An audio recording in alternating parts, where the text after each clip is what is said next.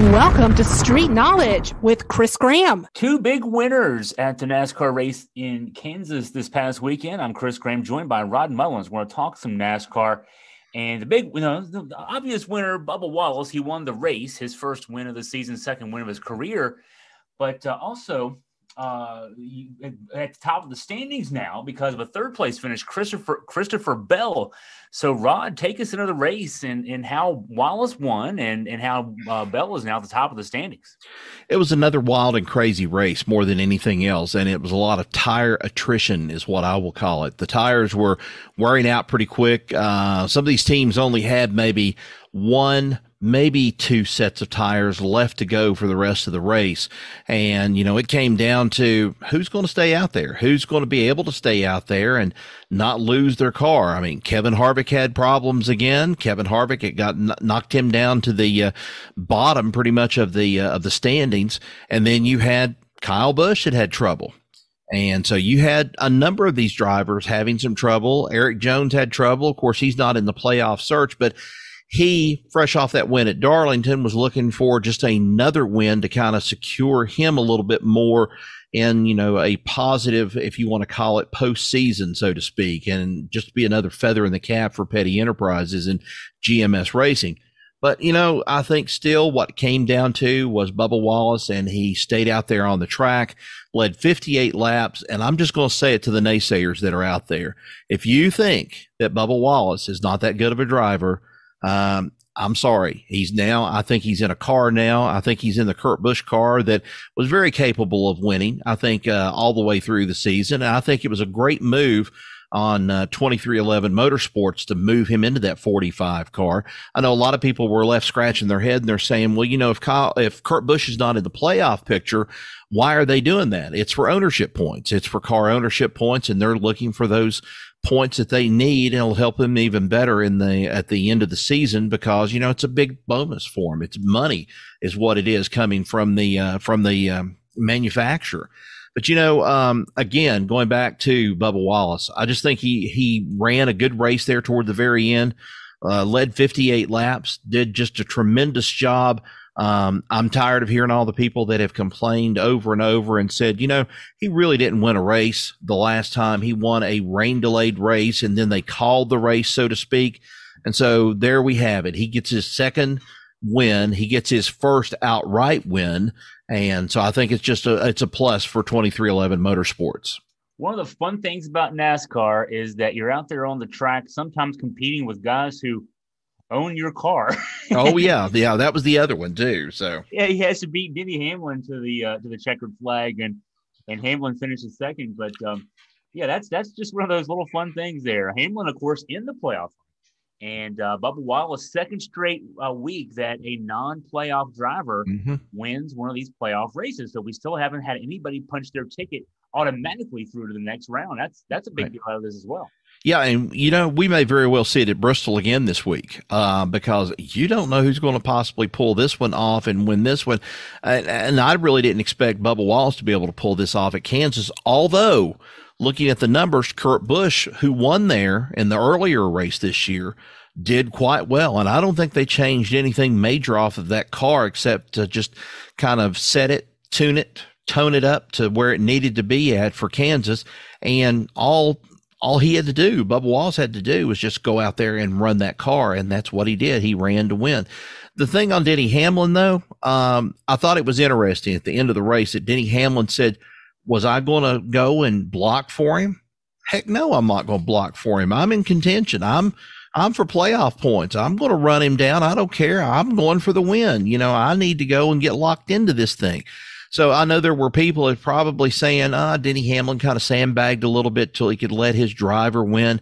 I don't believe that was so. I just believe that Bubba Wallace had a superior car, had a better prepared car, and he just drove a heck of a race there with 58 laps to go. And Denny Hamlin kind of late to the party, so to speak. If you look at it that way, here he was coming up through the ranks, and if he'd had a few more laps, I think he probably could have contended and probably overtaken Bubba Wallace, but that remains to be seen. We get ready and shift all the attention now to Bristol and all the things that are going on, that's going to be going on at Bristol Motor Speedway this coming weekend. Yeah, I want to correct too, or at least clarify.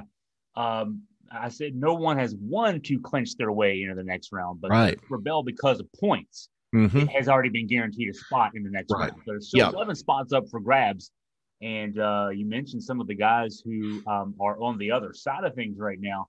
You mentioned Kevin Harvick, his third straight race and second straight playoff race, which he did not finish. And so he is down at the bottom of the standings, and he may be all but out unless he wins in Bristol this weekend. Well, by calculations, I had him all but out after this race at Kansas. I thought he was going to be relegated down to at least 17th or something, but he still, with the way everybody else ran out on the track, that kind of posted well for him and what he had of his appearance. But, you've got another one. I mean, I mentioned it to you earlier, Kyle Busch. Kyle Busch is in a situation, too, of where he's on the outside now looking in of what could be. He needs more than anything else. He needs a win, and he's got to win maybe at Bristol. And yes, you hear that weird squeaking in the background. That's one of the dogs over here playing, but still, I mean, that's a part of it. Kyle Busch knows he's going to have to win Bristol. He's had success at Bristol. Kevin Harvick has had success at Bristol. I mean, it goes back a few years, but both of those drivers now are going to a track that, they've had a little bit of experience on and they know what to do with it. But you're talking 500 laps. You're talking a night race. You're talking this race is going to be no holes barred. This is to get the 12 in there, or the 11, I should say, the 11 in there. One's going to automatically win. That's what's going to happen. And then you're going to have the 12 carry over, or the other 11, 10 or 11, it's going to carry over and go into the playoffs. And that's who's going to be there. And there could be some other people that could be on the outside staring inside and looking at it and saying, hey, I had my chance, and then we just didn't have luck go our way. Everybody's talking about Ross Chastain right now.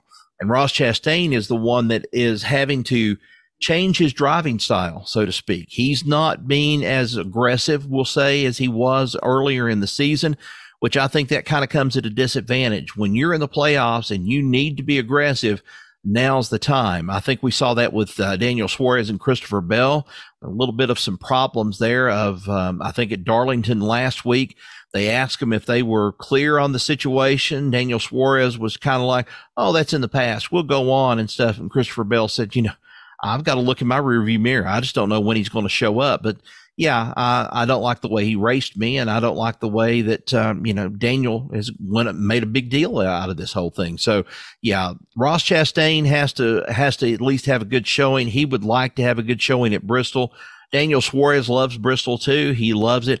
I think the best thing out of the commercials that's come around out of this thing, they've advertised it, and the thing is kind of themed like Lord of the Rings. One bull ring to rule them all, and that's what it could be. One bull ring, and that is Bristol, and it could end up ruling, whoever these 12 people are going to be making the cut.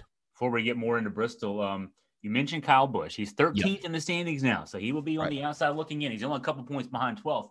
Mm-hmm. But news with Busch today, and I will note that I won't give away the news. We've been talking about Kyle Busch and his what he'll be doing in 2023 for the last few weeks. But okay, so there was a press conference to announce formally his move, and I'm reading here from the press conference a story on ESPN that at the announcement made today at the NASCAR Hall of Fame in Charlotte, that he wore the 2 Cup championship rings he won driving for Joe Gibbs Racing on his middle fingers. That sounds about right, doesn't it? Whoa, I did not know that. Well, now I do. I guess that's one way of flying the bird without a cage, and that's what he did. So if that's what he did, it doesn't surprise me. He's basically saying, hey, look at these rings. Yeah, look at these rings. That's what he's saying. I mean, it's just like, hey, look at my rings. It's like I quoted another at one time or another, a former Green Bay Packer when he just leaned his hand out the window and stuff if he got caught for speeding. I said, that's going to run out. You're going to run out of steam with that one day. That's not going to last. But this one with Kyle Busch, if he did that, I'm just going to tell you, that takes a certain part of the human anatomy with a sack to be able to pull that off. I mean, there's nobody else that could have pulled it off. And here I was bragging about him and saying, he seems like he's got a lot of humility about it. He's doing it through secret messages and stuff, is what, subliminal messages and all that, and saying, hey, looky here, look at my rings and stuff. So, I mean, that's kind of wild. But Yeah, this whole thing with Kyle Busch, it's been coming to a head this past weekend. The Athletic was the one that broke it probably about 3 days ago and said he's going to Richard Childress Racing. I kind of got a rumor back, I'd say somewhere probably about, really before the month of August started. And they said that there was some intense negotiations going on. But every time Kyle Busch would talk about it, he said, just got to wait. You know, we've got to see. There's people out on the table. There's people looking at this thing. We're looking at it. And so, you know, that's what they were doing. He was looking for the best deal possible. But you almost have to look at the stats in one way. Richard Childress Racing has not won a championship since 1994. And that was when Dale Earnhardt Sr. was racing for him, okay? Now, you've had that. You've only had a handful of wins in the season since that time. You've only had a handful of wins, of course, some of those coming with Jeff Burton at one time or another, and then Kevin Harvick had a majority of those wins.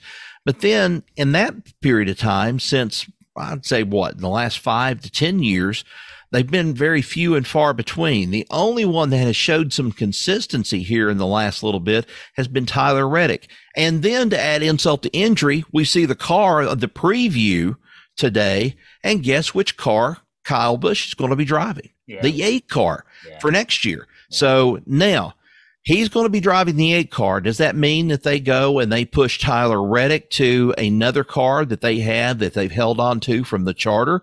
Or are they going to cut loose on Tyler Reddick and say, all right, here you go. We're going to cut him loose. We don't want him now. If you want him for 2023, he's yours, but you're going to have to buy out so much of his contract that he has left. And I think that's what it's going to come down to, because I don't see Tyler Reddick being happy that he's going to have to be relegated from that 8 car.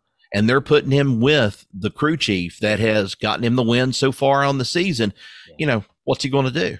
Yeah. I think he just scoots is what I think he does. I think we'll probably hear by the end of the season or near the end of the season that he's gone. He'll be going on, and Richard Childress will get a contract buyout satisfaction from 2311, and then it'll be done and over with at that time. But Kyle Busch said that he wanted to be in a championship setting, and it's been a while since they've been there. But, Austin Dillon was the first one. That's what surprised me today. Austin Dillon was the first one that reached out to Kyle Busch and said, why don't you consider coming over here and let's go and fight these battles together and stuff. And he says it's a weekly thing. And he said, you ought to be used to it by now. What you've been having to go through this past season, you ought to be used to this thing of fighting battles. And, Kyle Busch kind of eventually, it was getting back. It was getting back to Chevrolet. He's not been in that car in 15 years, something like that. He's a Chevrolet, at least. He's not been in the car in almost 20 years. And so he's getting back to Chevrolet. He said he likes the idea of what Chevy is doing with their motorsports program, which kind of reminds me, I haven't seen a whole lot of Chevy's motorsports program in NASCAR, especially since Dale Earnhardt passed away in 2001. It's kind of been limping is what it's been doing for a long time, because Earnhardt was one of those that got the factory, all the stuff. I mean, when it came through, all the stuff went to him and stuff for promotion, everything else. Dale Earnhardt was the one, and then you had some others that had some secondary deals. So this is a big plus for Kyle Busch coming over to a team that is looking to promote him. You've got to throw a towel over, and you got to throw some smelling salts and a crying towel over to Toyota right now, because Toyota's deeply saddened. That was the press release from the Toyota president. He said he was deeply saddened by this on losing Kyle Busch, but this was something that I don't think Toyota created. I think this was just the situation with Joe Gibbs Racing. Now, are we going to see a Dale Earnhardt type of mystique surround Kyle Busch when he goes into this team next year? There's going to be a lot of fans that's going to say, he's never going to stand anywhere near close to Dale Earnhardt Jr., and I agree with that. He's not going to. But, they've got something to shoot for, and, they can only go up. That's the only way that they're going to be going. And you've got to give him credit for at least making the decision to kind of get away from Joe Gibbs Racing and come over to Chevrolet and Richard Childress Racing. Yeah, huge news in NASCAR. So now getting back to Bristol, you'll be there this weekend, right? Yes, I will. So they won't have dirt on the track. I'll miss that. The weather would be actually conducive. The dirt track race back in, what was it, April? It rained and it was a mud race more than it was a dirt race. But other than that major change, right. What can we learn from the spring race to apply, if anything, to apply to what will happen this weekend? Absolutely nothing, because the dirt, you're not going to be able to go, and it's just not the dirt. What they use to set up for the dirt race is out the window, because concrete is going to be completely different this time around. And, you're racing on a brand new surface. That's what a lot of the drivers have already said. We raced on dirt in the spring, but don't breathe a lot into that, because, the dirt is one thing, racing on concrete is another.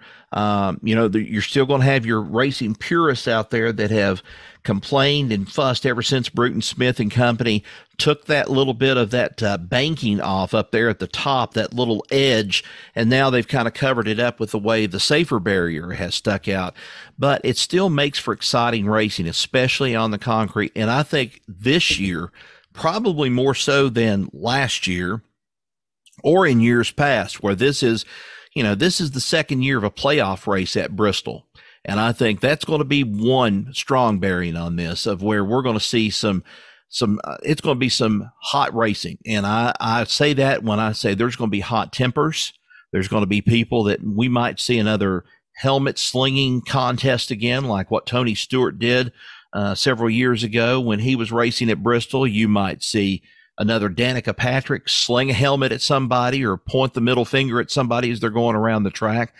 You might see the Kevin Harvick, Chase Elliott thing, that what happened at the end of the race last year, of the confrontation there in between turn 3 and turn 4. So there's a lot of things that are being thrown into this, kind of like it's almost sort of like we're getting into fall.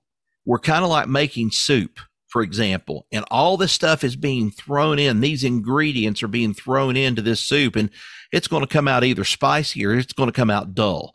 And I think it's going to come out spicy, the way I think of this race. And I think it's going to be one heck of a race. It's going to be on concrete. And yeah, there's going to be 10 or 11 spots to seal up. And they will go and they will advance point wise, unless somebody wins. They will advance point wise on to the next round and go into the next race after Bristol. But, it's anybody's guess. I've quit trying to predict, especially with 18 different race winners this year and so forth. I'm kind of staying away from that. It's anybody's ball games. Sort of like the headline that one of the state newspapers put out about Virginia Tech. I don't know if you saw that one or not, but they're talking about Wofford, and they're saying, Wofford's 0-2. They have nothing to worry about. Tech is going to be, I think Tech's going to be really primed for this. And I'm like, yep, that's having some gonads of saying that, because you never know what kind of Wofford team's going to show up, especially after making a statement like that Tech doesn't think they have anything to worry about with Wofford. Look what happened to Texas A&M last week, and also look what happened to Marshall. So the same thing goes for racing. I don't know what we're going to see. We could see probably one of the most exciting races in a long time. We could see a most boring race in a long time, but I don't think we're going to see that at Bristol. I think we're going to see a lot of beating, banging. There's going to be some teams that get knocked out of this thing quick, and I think it's over with for them. So it's anybody's guess who's going to win. Well, I got to say this for our listeners out there. Last week, after I stopped recording, and Rod and I chat always for a few minutes, more than a few minutes, usually after our podcast, Rod said, and I should have just taken this to the bank. I should have gone to my bookie and said, okay, Rod Mullins said to put money on Marshall at Notre Dame. And I'm thinking, as Rod's saying, I'm thinking he's crazy. Marshall has no chance. Their quarterback's playing for Virginia Tech, and even he stinks. So everything else. And what does Marshall do? Marshall and App State both go on the road, but Marshall goes to Notre Dame, wins. App State goes down to Texas A&M and wins. And so he's telling you he can't predict what's going to happen, but he did last week.